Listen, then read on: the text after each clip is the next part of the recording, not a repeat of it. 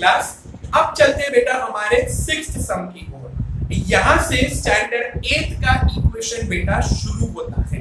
अब आपको स्टैंडर्ड 8 के इक्वेशन को समझने से पहले आपको समझना पड़ेगा कि 5th, 6th और 7th में जब टीचर ने आपको लगातार 3 साल फ्रैक्शंस को ऐड, सबट्रैक्ट और मल्टीप्लाई करना सिखाया, तब आपको एक ही बात बार बार समझाई जाती थी, कोई भी फ्रैक्शन ऐड या सबट्रैक्ट तभी किया जा सकता है जब उसके डिनोमिनेटर्स इक्वल होते हैं। अगर आप ध्यान से देखोगे यहाँ पर प्लस है, this is a fraction, this is also a fraction, but look at their denominators, they are unequal. तो जब तक डिनोमिनेटर्स इक्वल नहीं होते कोई भी फ्रैक्शन ऐड नहीं होता और सबट्रैक्ट भी नहीं होता।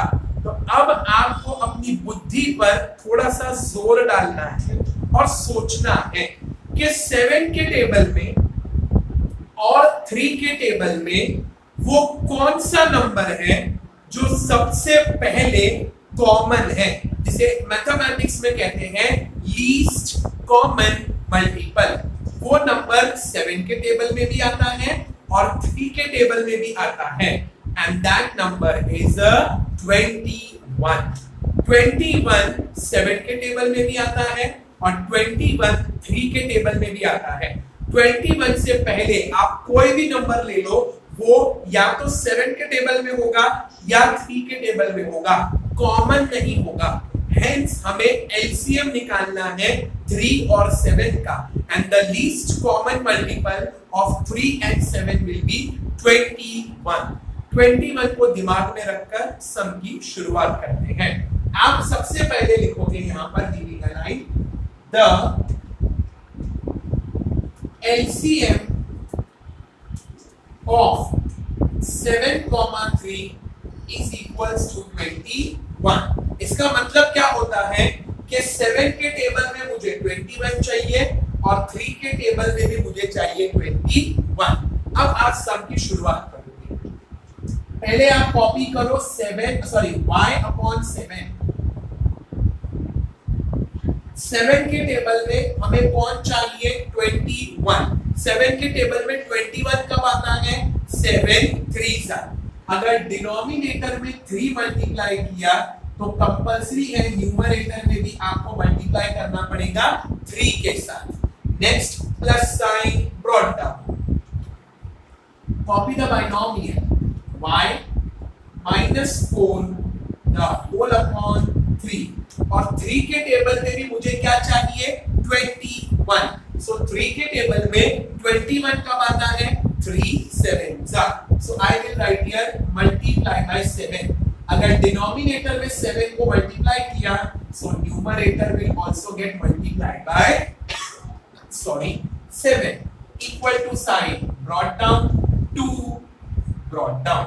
ये स्टेप बहुत जरूरी है क्योंकि जब कभी भी फ्रैक्शंस को ऐड करना होता है the denominators should be equal. अब आप इसे मल्टीप्लाई कर दो, 3 multiply by y 3y upon 3 7 21 plus sign brought down.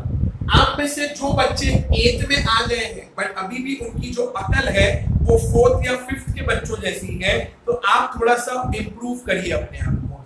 आपको पता है बेटा ये 7 पहले y के साथ मल्टीप्लाई होगा, हाँ या ना? मैं आपके लिए वो बच्चे वाला स्टेप कर देता हूं, 7 multiply by y minus sign brought down 7 multiply by 4।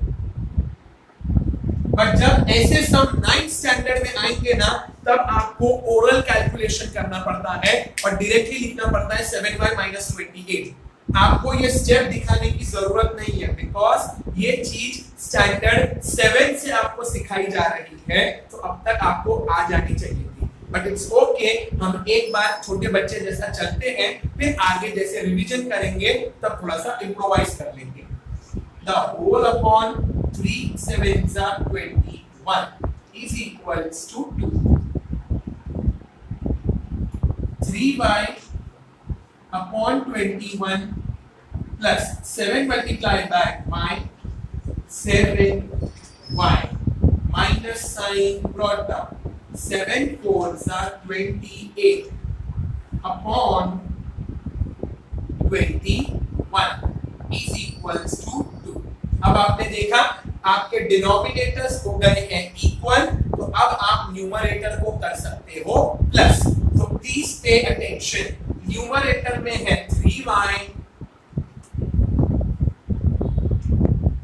Plus 7y, ध्यान से देखना, plus multiply by minus 28।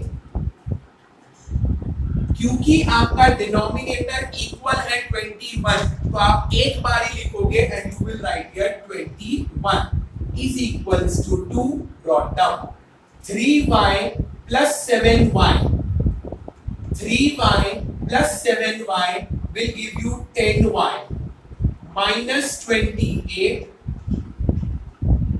upon 21 is equals to 2 brought down। आप में से जो लोग ये सोचते हैं कि 10y में से 28 को माइनस किया जा सकता है, उन बच्चों के लिए बता दूं बेटा, जब एक नंबर और एक वेरिएबल साथ में होता है ना, तो वो टर्म बन जाते हैं। इसीलिए मैंने 3 और 7 को ऐड किया, क्योंकि इनके पास y और y था। मैंने 28 को टच भी नहीं किया। हाँ, अगर 28 के पास भी y होता तो मैं आप ऐड या माइनस जो बोलते मैं कर देता। तो बी केयरफुल, आप यहां पर देखना 3y प्लस 7y, y दोनों तरफ y है, तो ऐड करके आंसर आ जाएगा। ऊपर बेटा माइनस की साइन है, तो भूल कर भी कोई आप लोग रिड्यूस नहीं करोगे। हम लोग कैंसिलेशन कब करते हैं? जब ऊपर होती है मल्टीप्लाई की साइन। अब यहाँ पर कौन सी साइन है?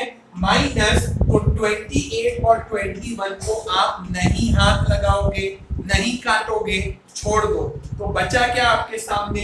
इक्वल टू का साइन बीच में है, लेफ्ट में नंबर, राइट में number, up number, down number, cross multiply. जहां पर कुछ भी नहीं होता देयर इज 1।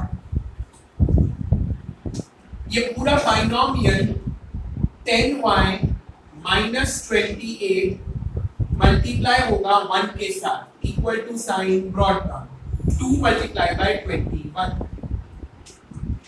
आप में से जो लोग 1 के साथ मल्टीप्लाई करना चाहते हैं, उनको मेरा दूर से प्रणाम है, बिकॉज 1 से मल्टीप्लाई कौन करता है 8 में आने के बाद, मैं नहीं जानता। So the answer will be 10y minus 28, because 1 से मल्टीप्लाई करके वही आंसर आएगा,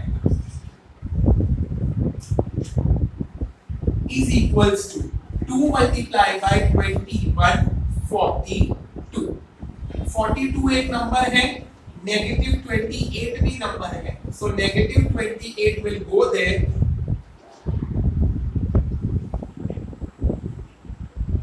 and it will become positive 28।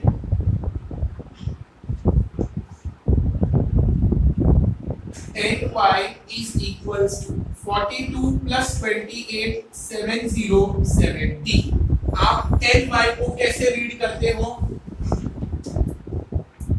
10 multiplied by y is equals to 70। Number multiplied with a variable always becomes the denominator।